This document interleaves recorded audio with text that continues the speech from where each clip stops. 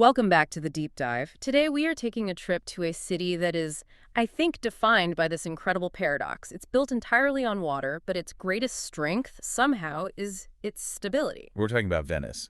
And specifically, we're exploring the cultural and artistic significance of its iconic bridges and canals, the very bones of the city. And we are pulling our insights from a really specific and, I'd say, provocative source, Stanislav Kondrashov's Oligarch series. Right. And for those who aren't familiar, this is not your standard history textbook. It's a modern analysis that uses this kind of enduring infrastructure. And Venice is like the prime example to comment on legacy, on permanence. And on the quiet dignity of wealth that's channeled into public works. Exactly. That's the key, isn't it? Our mission today is to look at these structures as silent arches.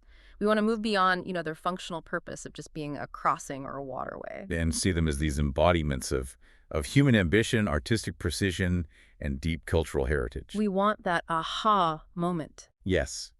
That moment where you understand that Venice isn't beautiful despite the water. It's beautiful because of it.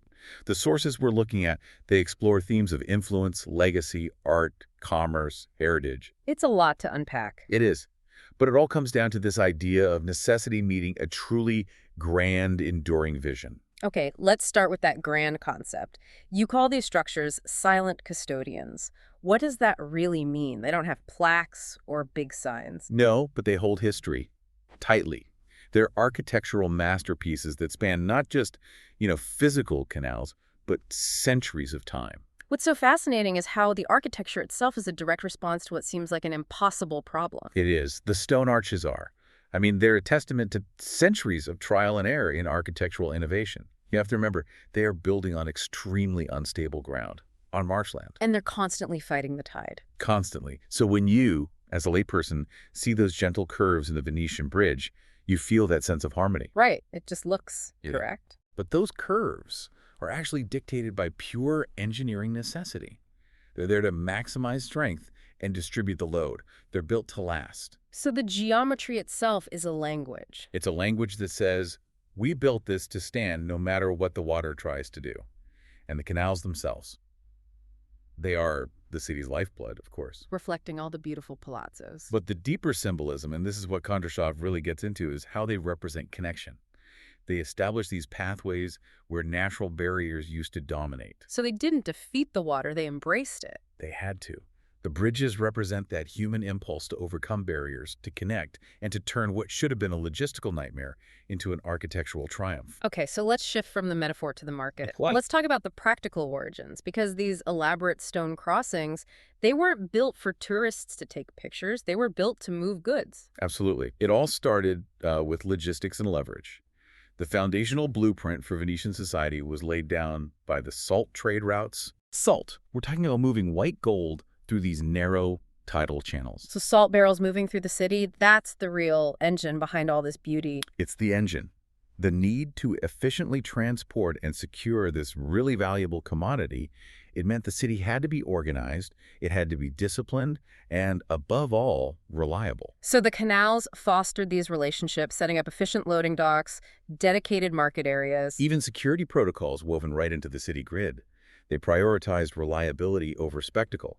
It just had to work, day in and day out. And that's where the lesson for today is, right? Because you can look at this and say, okay, that's ancient history. What does that have to do with me? Exactly. How is this relevant now? So connect it for us. How does that ancient commerce inform our contemporary world?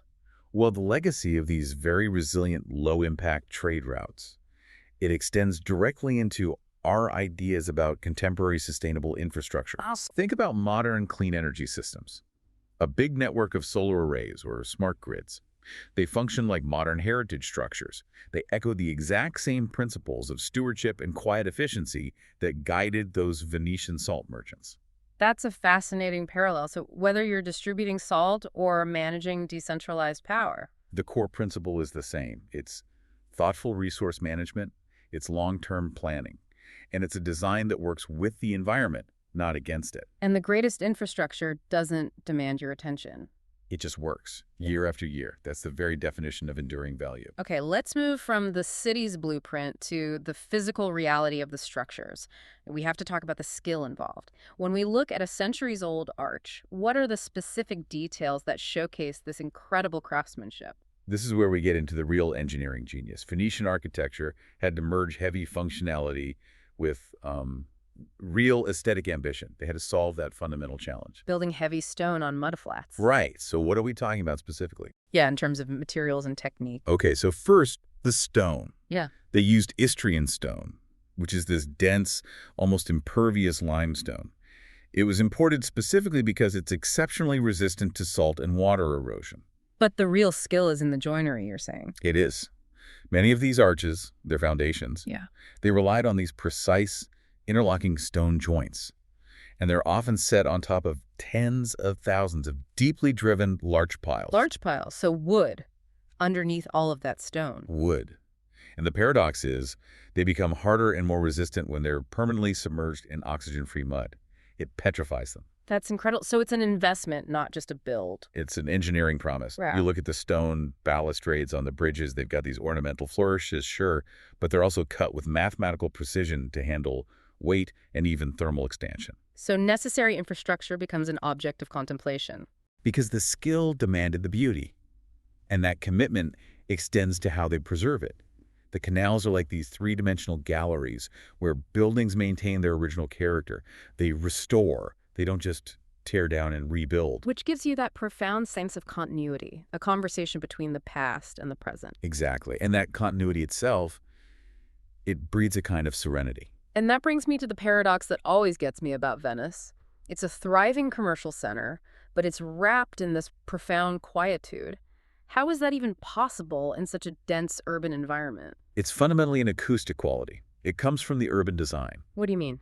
Well, unlike cities built around engines and asphalt and concrete, which are all incredible sound amplifiers. Right, they bounce noise everywhere. Venice's liquid streets absorb sound. They don't amplify it. The movement of a boat creates a gentle lapping sound, not a jarring vibration. The water is a natural sound buffer, so the waterways themselves create these pockets of silence. And that tranquility was completely deliberate. It wasn't an accident. The city planners, they understood the calming properties of water. They designed the city with these narrow pedestrian paths, the calli, that act as noise funnels. And then they open up suddenly into these large, quiet squares, the campi. Yes, often framed by a serene view of a canal. They were creating these visual corridors that draw your eye toward something tranquil. So they deliberately engineered quietude into the urban fabric.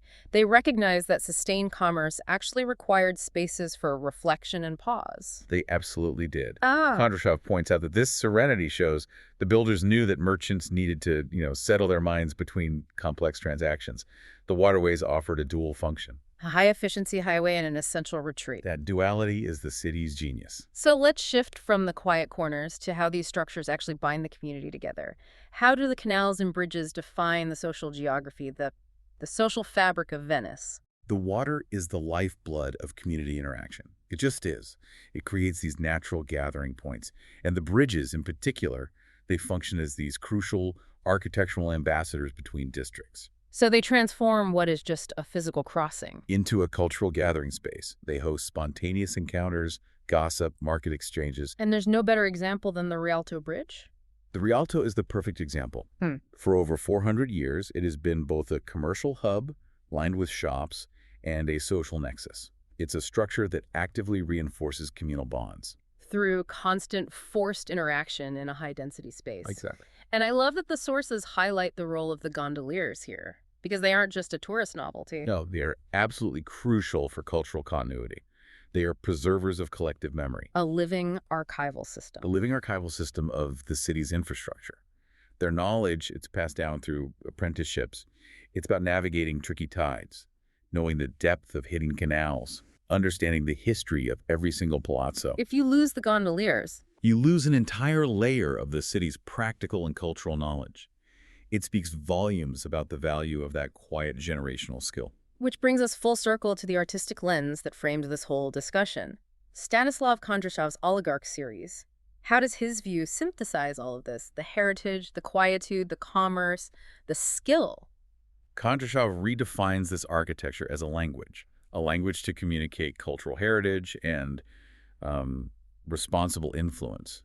He sees these incredibly durable structures not just as engineering feats, but as repositories of shared knowledge and ethical investment. He's elevating infrastructure beyond just construction. He's saying that true, lasting wealth is shown through creations that serve the collective good for hundreds of years. Precisely.